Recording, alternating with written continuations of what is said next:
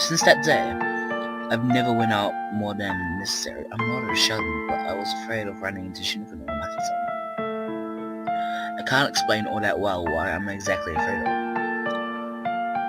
but I wasn't sure how I would act if I met them, so I didn't want to see them. So I was afraid to see them. Alright, done now. Maybe it was because I was trying to hide my anxiety, but I've been unconsciously talking to myself. I sighed a little when I noticed myself doing it. I uncharacteristically faced the day silently while I was killing time, and today was the day was mostly over. Still too early for dinner, isn't it? And I felt the slightly cool outside breeze. I wiped the sweat off me while considering it. Switch Chan on the phone. Oh, okay. A phone call from who? When I got to the phone, Grandma was waiting me up. Who is it? Really sounded missing. And then made me stop and start. Take it. Yes. I picked up the phone awkwardly and tried to keep my voice from shaking while answering. Hello? This is Kuroi. Amaki-San? When I heard that familiar voice on the line, I reflectively smoothed down my chest. Grandma probably had to get dinner ready. I could hear her going back to the kitchen. Is Shinkun? He's doing fine. Aside, I want to talk with you. And may I have a bit of your time? He's fine. That's a relief to hear. Yet it also filled me with strange sense of sadness. If there wasn't anything, it should have been this. Yes, as soon as possible. Maybe even now if you can.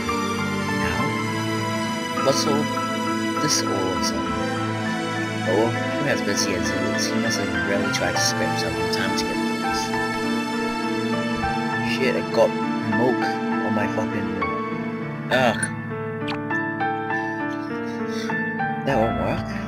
No, it's fine. That's all. If in that case, can we meet at the bar? The bar understood. I'll be waiting. Click, boop, boop. What could Maki-san want? It was struck in my head, but I couldn't think on it too hard, so I immediately went out. Maybe it was the way he always speaks, or maybe it was because of what was on my mind the past few days. Grandma, I'm going out for a little bit. Right now? Gert. Who's Gert? Gert. But it's almost noontime. Sorry, I'll be back as soon as possible. If I end up late, go ahead and eat without me. I'm going now. I therefore saying that to my grandma, who was leaving out of the kitchen and ran over to the park. Oh, Autonomican. Get over here. When I reached the park, Maki-san was waving his hand. I waved back as I entered the interior. It's almost evening, so there was no children around, and the red-dyed series shone sadly and quietly. Sorry for calling you out so suddenly. It's okay. So what do you want to talk about? Well, Shin Kuroi. It should have been obvious that name would roll out of his mouth, but the way it sounded, it felt like one of my expectations, and my heart pounded lively once. It'd be fine if it was just overthinking things, but it seems he's been in a strange mood. Well, do you happen to know anything about that? Not really. About when his mood started, I don't need that much detail, but have you noticed anything? About when? The time we went to the festival, I thought he was the same as the festival. I don't think it was anything. But he's started acting differently. That's right, nothing happened up to the festival. After that, he suddenly told me not to come, and he suddenly kissed me. Thinking of what's out of the ordinary was hard, but Shinkin that day was completely different, and I couldn't understand his intentions at all. As to what, I can't say. But when I think about it, after the festival, I felt like his mood suddenly shifted. I can't actually say he kissed me. Of course, but I answered as much as I could. Is that it? It must have definitely been caused by the master's letter. The master? As he muttered something important, I reflexively asked back. Mr. Keiichiro? I don't know. Keiichiro? Shinkun's father. Shinkun's. That letter came the day after you and Shinkun went up to the festival. Times match up exactly. What was written in it? Asking what was in the letter was boorish, but I didn't want to ask. I didn't want to not ask. Why did Shinkun do that? I wanted a hint of some kind, no matter how small it might be.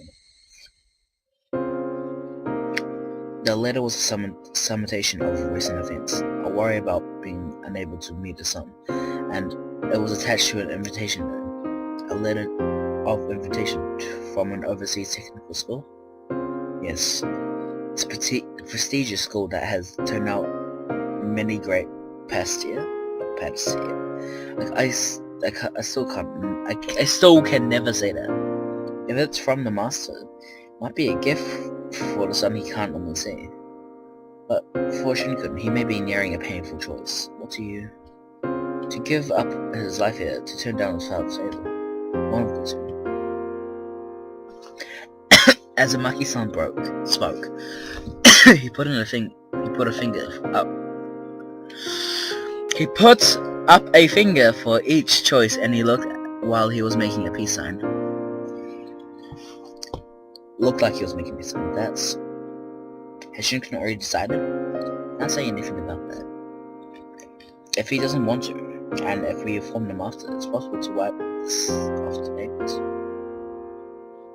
But it might be impossible. That boy might have discarded the choice to say no while he struggled with it. Why? Shinkun said making confections was a hobby. He said so many times he didn't plan to do it for work. And yeah, why would he suddenly change his mind? Did he really hate the village that much? I don't get it. I unconsciously raised my voice. It's a favor from the master's relative. Maki-san quietly replied to me. When I shouted, then told me about it. What about Shinkun? Poor child, looking at him just pains the heart. All along, even after he had forgotten why he was trying so hard. If that were true, he would speak selfishly more, depend more, be resistant more, and so much else. But that boy knows that would be bothersome, because he loved him, truly loved him. He troubled them without even doing anything. He's such a smart, awkward boy. He sat down on a low seesaw, and he kept talking in a tone that I couldn't tell was to me or himself. Do you still remember the reason Shinkun came to the village? I'm pretty sure it was for asthma treatment. Not treatment, recovery. I think from that time, that boy might have already known he was causing his parents trouble. And that's what children do anyway. He could have been more like a child, but he insisted he could do it all by himself. The sort of perception is strange for a child. Even the scarce time his parents had to visit, it would have been more accurate to say he was welcoming them rather than depending on them. He tried his best to make them happy, smile for them, and he absolutely never cried until he was alone. What resulted is the Shinkun you all know very well. An image of Shinkun who was always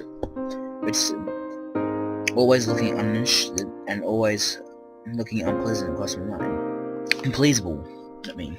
Eventually, he'd say that I'd even remember how he'd personally act selfish.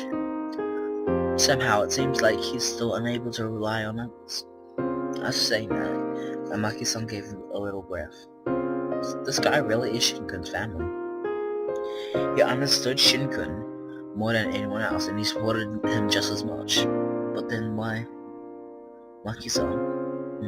Maki-san, is there something you can't do? You know him the best, and you're the closest to him.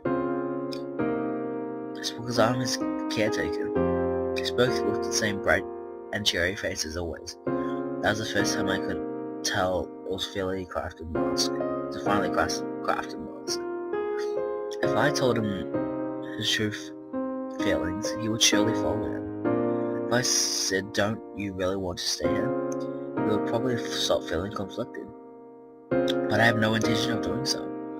Whatever he chooses, I will support 100%. Shinken will be the one who decide in the end. There's no meaning otherwise. Isn't that cruel?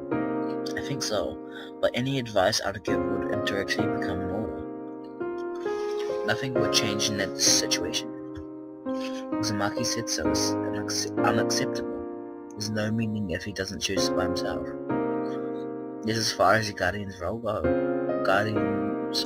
goes. So I came for your assistance. Can you speak with him one more time? What he needs now isn't a caretaker like me, but someone like you, a friend. Amaki-san's eyes were looking straight at me, full of sincerity. I won't force you to do so. Just seeing and listening to it is enough. So, can I count on you? Even if I go, I don't know if you'll talk to me. That's because it's you that I'm asking.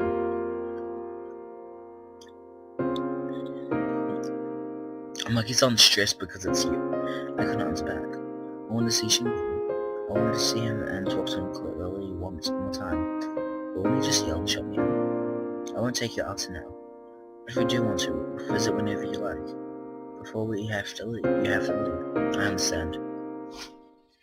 When I answered back, Amaki-san grinned as he stood up and wiped off his pants. Sorry for taking so much of your time. I have to finish up shopping before dinner, so I'll have to leave now. Right now? Sometimes the fridge runs empty. Amaki-san blinked at sometimes, and I nodded in understanding. Shinken will worry if I take too long. See you then. As I waved back at the smiling Amaki-san, my determination was finalized. If I go, will something actually happen? I didn't have that much time left to worry. If I don't go see him, I might not get a second chance to do so. Yes, that's alright. Amaki-san seemed to remember something as he came back to where I still stood. What is it? Have you already at least kissed yet? What? And wait, why is he even asking that? Did I hear about it from Shin? Did he hear about it from Shinken? No way, he wouldn't say that. It harder than expected, and I stood stock still, unable to answer, as I flat my mouth like a fish. I see. So this is what they mean to strike something dumb. Or so I uselessly, calmly analyze myself. Kidding. Bye. Bye. As he waved while acting silly. He was really the same person who was he really the same person who looked so serious while talking about Shinken? Oh, my throat. I stupidly saw him off as I got a little uneasy. I couldn't see Amaki-san anymore. Somehow I felt like laughing. It really was like something had fallen off my chest. I had been thinking gloomily into now. But now, it was spilling out like the pit from the pit of my stomach. I really don't get what was so weird. Just that it was too weird, and I laughed. If strangers saw me, they'd definitely think I've gone nuts. This oppressive feeling had always been on my mind. Left, and in reaction to that, I was laughing uncontrollably.